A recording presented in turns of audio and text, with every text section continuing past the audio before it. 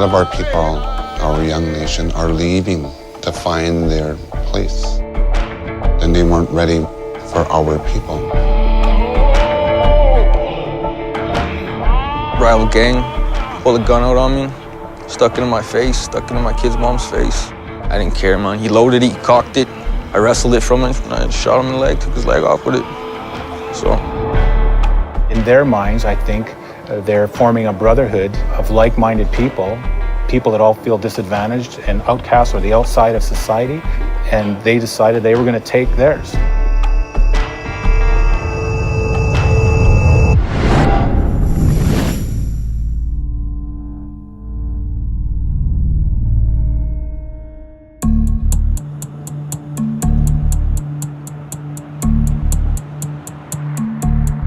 Winnipeg is the capital city of Manitoba, Canada.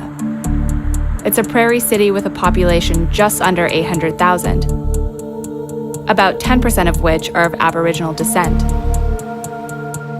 In addition to having the largest urban Aboriginal population in the country, Winnipeg is also known for something else. It's been Canada's murder capital 16 times since 1981. Officers showed off today a huge haul of guns and drugs and other... And the source of the majority of this crime isn't exactly something that people would expect in the middle of Canada. Aboriginal street gangs. It was the only thing you ever wanted to be, you know what I mean? Fuck, I was only 8 years old when I did my first B&E, you know, so there was no other way than the gang life when we were kids. And what part of that did you look at and say, like, yeah, I want that? Well, belonging and money. First belong, then the money. Gangs like the Manitoba Warriors, Indian Posse, and Native Syndicate are the most infamous of Winnipeg's 35 active gangs. You know, you fucking stab up the first guy you fight, you know, ain't nobody gonna fuck with you, so that's what I did, man. I just fucking, you know, made it known that, you know, if anybody's gonna fuck with me, you know, I'm gonna fucking stab you up after. You know, so think twice about fighting me, you know, I may be a little guy, but, you know, think twice about trying to muscle me, think twice about trying to tell me something, think twice about trying to take something of mine, think twice about trying to talk to me like I'm a punk, you know what I mean, because, you know, I'll fucking stab you, so. Nationally, we have the reputation of being the murder crime capital of Canada and violent crime capital. A lot of people refer to Winnipeg as Murder Peg. We met up with James Jewell, a former Winnipeg police officer. He served 25 years on the force and 8 years in homicide. For someone who's never heard about Aboriginal gang violence in Winnipeg, how would you explain what's going on in the city to them? When I started policing in 1987 in Winnipeg, we really didn't have Aboriginal street gangs. And there was an evolution that took place with the outlaw motorcycle gangs. They needed to build relationships with people to do their dirty work for them, to push their drugs and move their drugs. So doing the gang's heavy lifting, they were always looking for someone to step in and play those roles, to insulate themselves from law enforcement. And when it came to a lot of these Aboriginal kids, they came from disadvantaged homes, and the opportunity to make fast money, real money, appealed to a lot of them. And the level of violence that they were using was escalating and really waking us up to the reality that Winnipeg had a gang problem. And why does it seem like there's so many First Nations and Métis members in gangs and creating their own Aboriginal-specific gangs in the city? The common denominator I think that they would have is poverty. The gang makes a lot of promises. They promise money, they promise employment by virtue of drug trafficking, they promise brotherhood, respect, love, all these things that the gang promises to these kids that don't get it in their lives. And in reality, all of those things are false promises. As with most of the Americas, the land that's now Canada was once inhabited by a number of Aboriginal tribes. When Britain colonized Canada, irreversible conflicts and divides were created between those native to the land and newcomers. And it's this fallout from colonization that many believe is the root of the wide range of issues that Aboriginal people face in Canada today.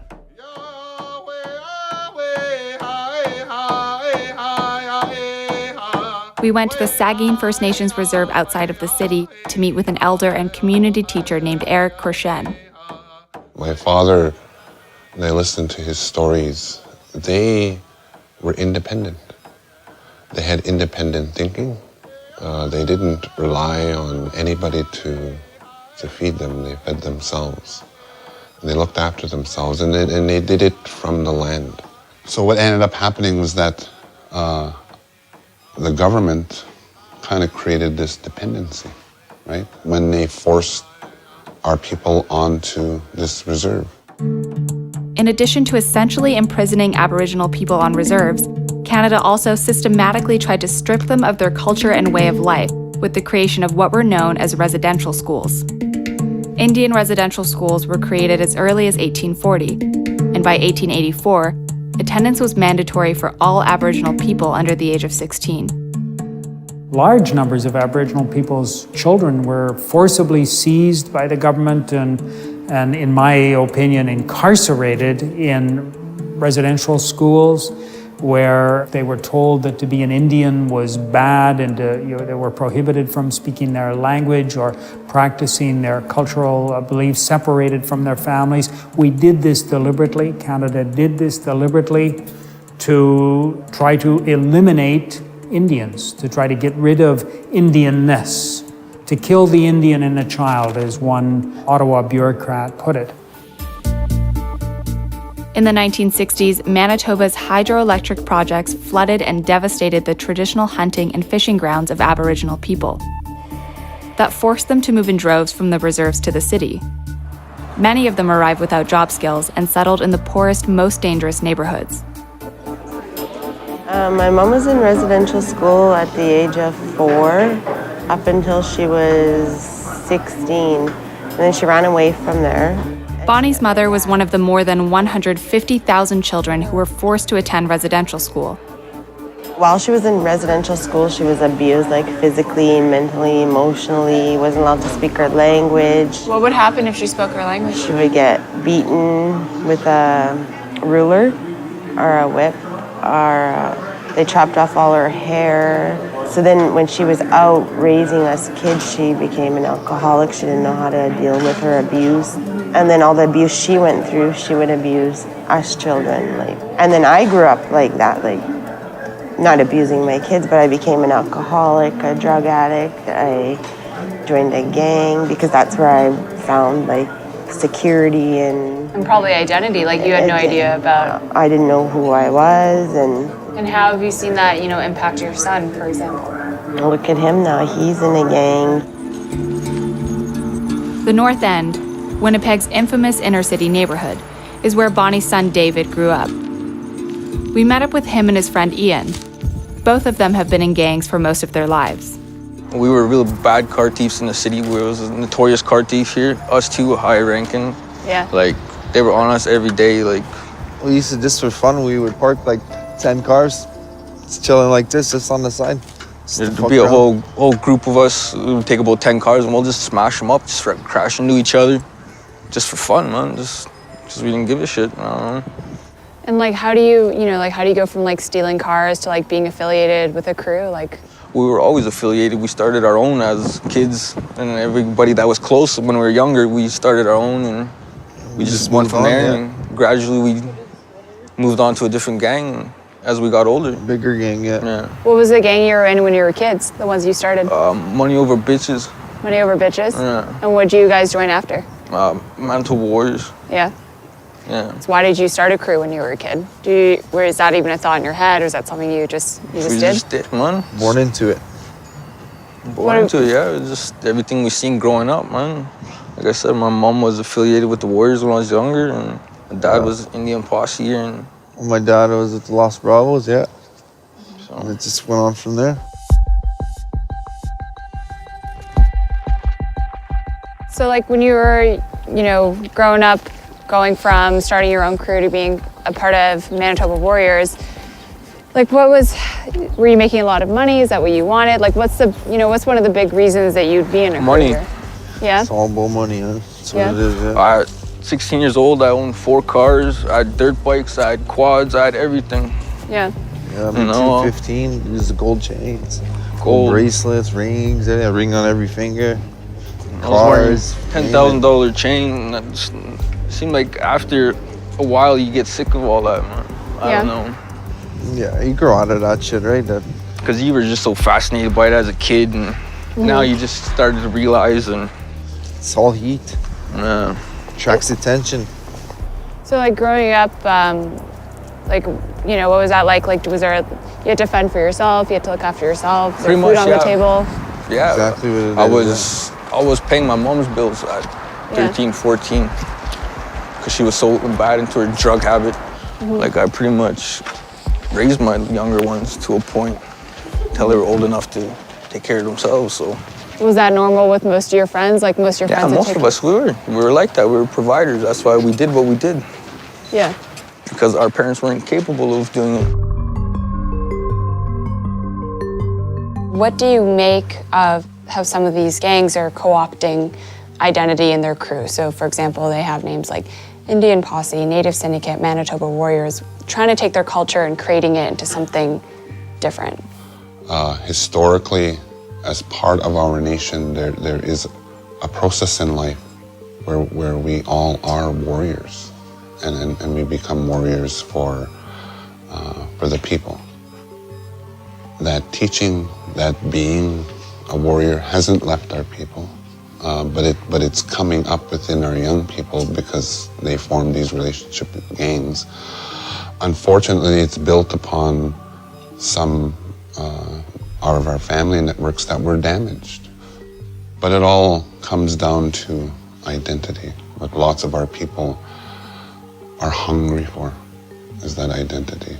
In that drug life, gang life, that's there too. Experts say that continuing high dropout rates and little economic opportunity means that membership in gangs for Aboriginal youth could double in the next 10 years. The age structure of the Aboriginal population is much, much younger than the age structure of the population at large, and it's growing more rapidly. And so the factory in which these street gang guys are being manufactured, that factory just keeps getting bigger and bigger. And the kinds of things that are being done now to try to address the problem are futile. As a society, we're simply not prepared to deal with the source of the problem. And the source of the problem is the severe racialized poverty that we allow to continue to exist. It will continue to be violent. Young people will continue to kill other young people. They'll continue to be incarcerated. This story will just go on and on and on unless somebody decides to take some serious action dealing with the root source of the problem. Despite only making up 3% of Canada's population, about a quarter of incarcerated men are Aboriginal. David served 5 years at Stony Mountain Penitentiary. There, he only became more involved with the Manitoba Warriors. So where are we right now? We're at Stony Mountain Penitentiary. Yeah? This is where I did my 5-year sentence here. Yeah, and what did you do while you were at Stony? You were telling me about how you made money and stuff like that. There's a lot of drug activity. I made a lot of money in there. Did what I had to do to survive in there. Yeah. But it also helped being who I was with the crew, and so. But anyway, this is where I did my 5 years for shooting that guy. I feel like, you know, the reason why Canada has prisons is, you know, the idea is you go in there, you do your time, you think, you come out as a, you know, better person, and you're not going to be affiliated anymore. Do you think that's true? No, you actually go in there learning a lot more than what you knew before. Oh, yeah? It's not a place where you rehabilitate yourself. Some people, I guess, do, but a lot of it is just playing the system to get out of it. So. Aboriginal culture, identity, like, does that at all play into gang culture in Winnipeg? I don't think so. No? It's just, you know, for the select few, like, we do take interest in our culture and that, and we do learn the ceremonies and everything, but other than that, we just... But that's not going to necessarily keep you away from... No, because none of that's going to solve the poverty issue or the fact that you haven't had nothing to eat today, when I can go sit in a crack shack or something, sell some drugs, make a pocket full of cash, and then there you go. I got my new clothes, new shoes, stuff my mom's not giving me and shit like that. What do you think could be done to end gang culture in Winnipeg? It'll never end. Yeah. Plain and simple, never end. Never. For many, gang culture has become the only culture they know. Oh, it's just me and my son, man. It's just me and my boy, yeah. I just take care of me and my boy, that's it. I don't give a fuck about nobody, no. I don't want him to be like me. But I don't really know how to fucking show them any difference, you know, it's kind of hard, it's, you know, it's like,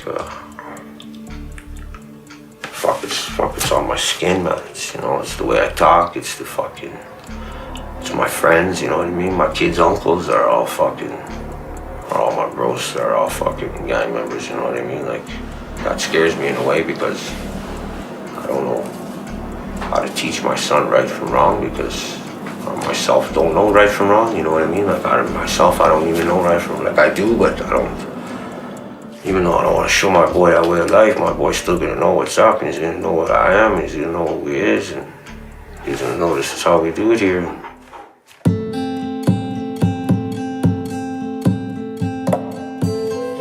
Canada succeeded in mostly destroying the cultural traditions and identity of Aboriginal people, and the legacy of colonization has only replaced them with inner-city poverty and violence. With the last residential school closing in 1996, the memory of segregation is still fresh in their minds. And unless the government does something to address the racialized poverty in urban settings, gang culture in Winnipeg will continue to erode the Aboriginal community from within.